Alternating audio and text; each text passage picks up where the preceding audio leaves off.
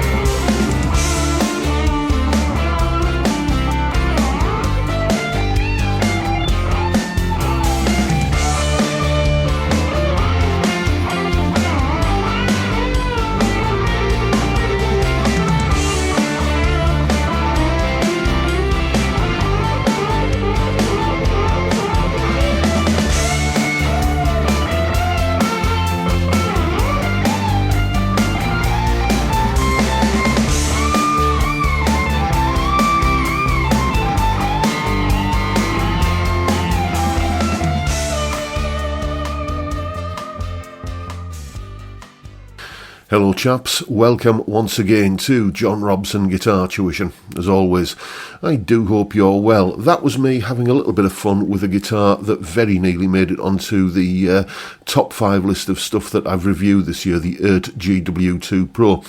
There just wasn't enough space on the list to include everything that I wanted to put on it, so we'll call that one an honourable mention. Anyway, the jam track I was playing over, basically the chord sequence goes D major to F major, G major, then a B flat major and a C major, back to a D, then to a C, then G, and then F and C, and then back to the D again.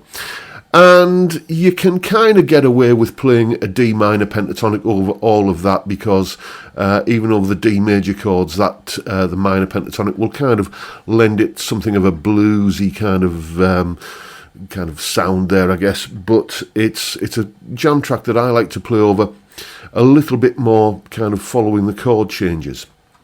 And in order to do that, it helps if you can recognise what chord you're playing over, or, well, maybe not what chord you're playing over, but how far away the next chord is from the one that you're playing over. So, for instance, when it goes from a D chord to an F chord, you can see that's essentially going up 3 semitones.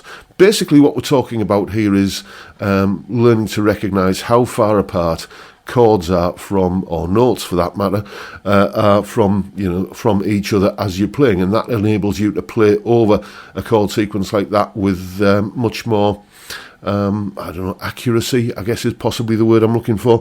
But basically you can tailor what you're doing to the chord sequence a little bit more effectively. So learning to recognise distances between musical entities, be it chords or notes, is a valuable skill for playing over things like that, and for just, kind of learning to recognise what you're hearing and figuring stuff out. The distances between notes are referred to as intervals, and here's a little bit of an explanation about what intervals are, how they're named, and how you can learn to recognise them. Here is the explanation. Okay then, intervals, or distances between notes or chords. There are 12 potential intervals, because there are 12 semitones in an octave. You can think of that little ruler there as being the distance between the open string on any open string on your guitar and the 12th fret, where you come back to the same note but an octave higher.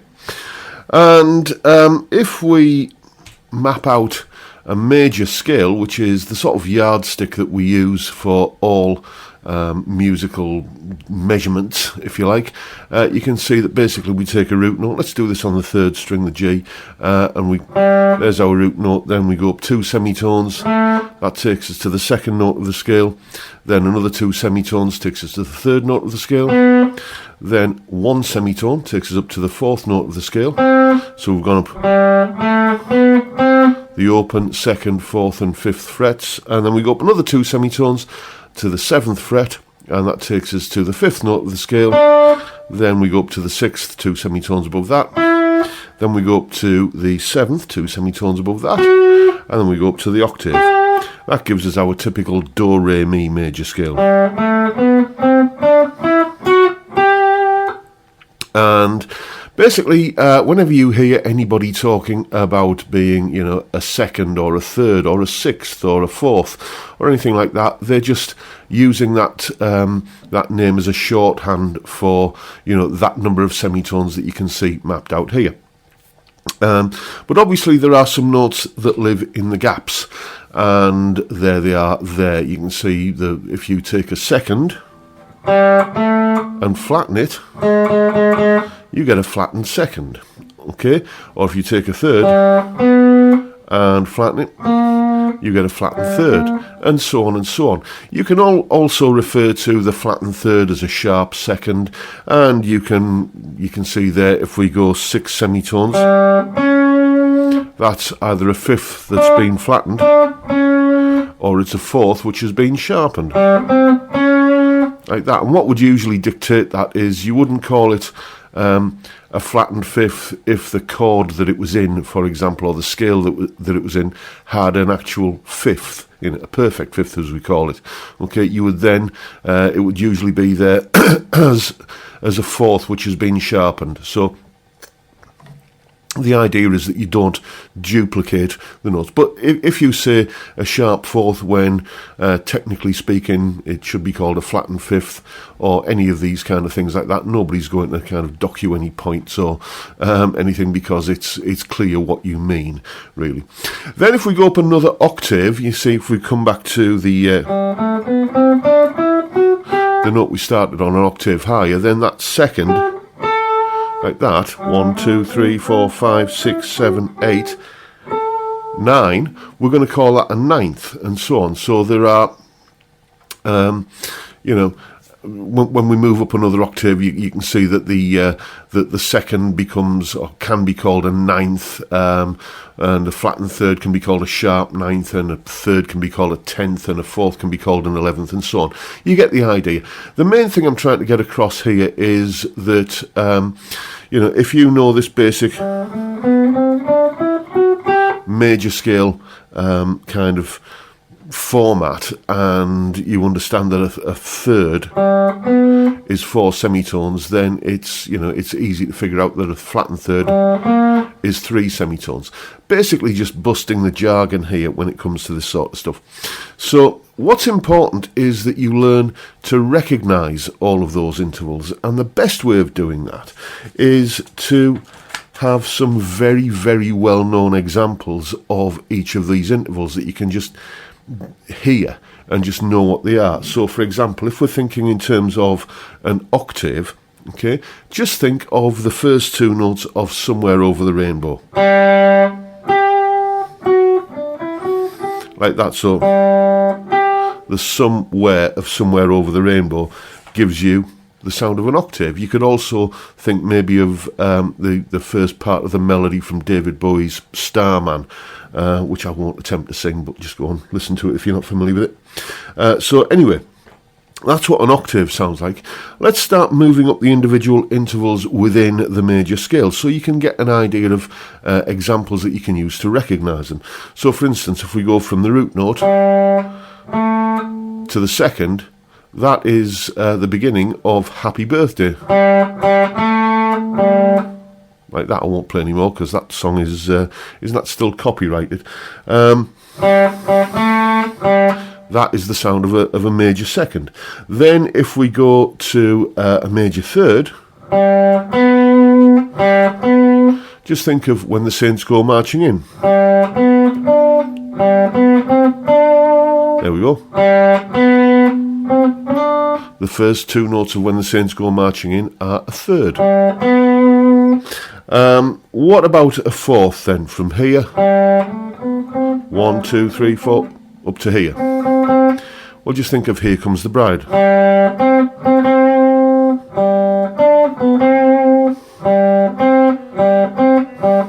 That interval, those first 2 notes of Here Comes the Bride, are a perfect fourth, or a fourth as we would normally call it. Well, you can call it a perfect fourth.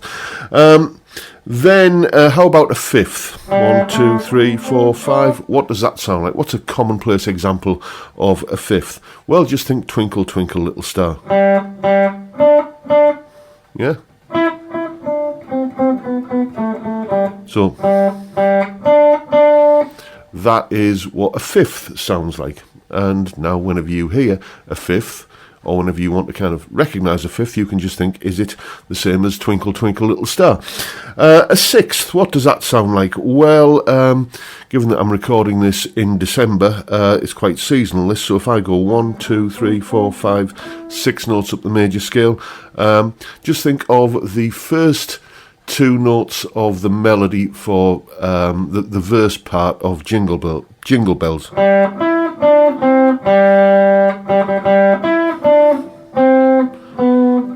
There we go. So that was it. Dashing through the snow. Dashing is a sixth interval. Or another one you can think of for a sixth is My Bonnie Lies Over the Ocean. There we go. That's another sixth. Another one actually that's good for sixth. I'll have to do this in a different key. Is the first 2 notes of Sam and Dave's Soulman. I'm thinking about David Bowie earlier. Sam and Dave's Soulman. That is what a sixth sounds like as well. A seventh. What's a good example of a seventh? Well, there aren't many of these because it doesn't occur that often, but it's a handy one to know, and it's a massive, massive worldwide hit. Just think of Aha, Take On Me. Okay, just that, the take and on, those 2 words are a seventh. There we go. So, then what about those ones that are in the gaps? Let's have a look at all of that again. There we go. So we can see that in the gaps we've got things like flattened seconds and flattened thirds and stuff like that. How do we recognise those? Well, again, just by commonplace examples of them. So, for instance, if you want to listen to a flattened second, just there's your root note there. There's the second. Let's flatten it. And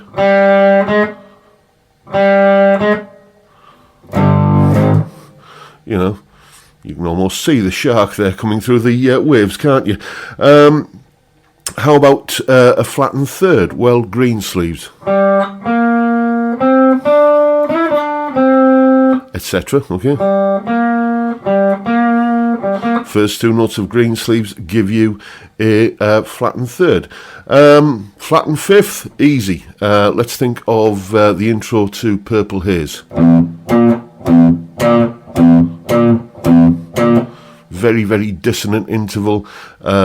You possibly already know that it's also called a tritone and is often referred to as the devil's interval. It's thought to be or was thought to be, a harbinger of the horned beast. But that's, maybe that's why so many heavy metal riffs have it in.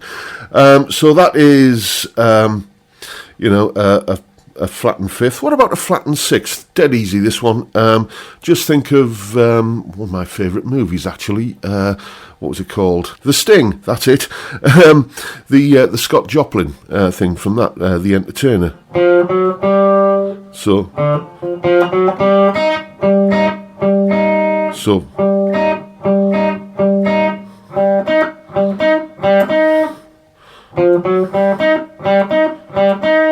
Yeah, so from a root note to a flattened sixth, that is that kind of hook from Scott Joplin's The Entertainer. And finally, a flattened seventh. What does that sound like? Well, I think the one that chimes the biggest chord with me is that pair of harmonics on the intro of Jimi Hendrix's Stone Free.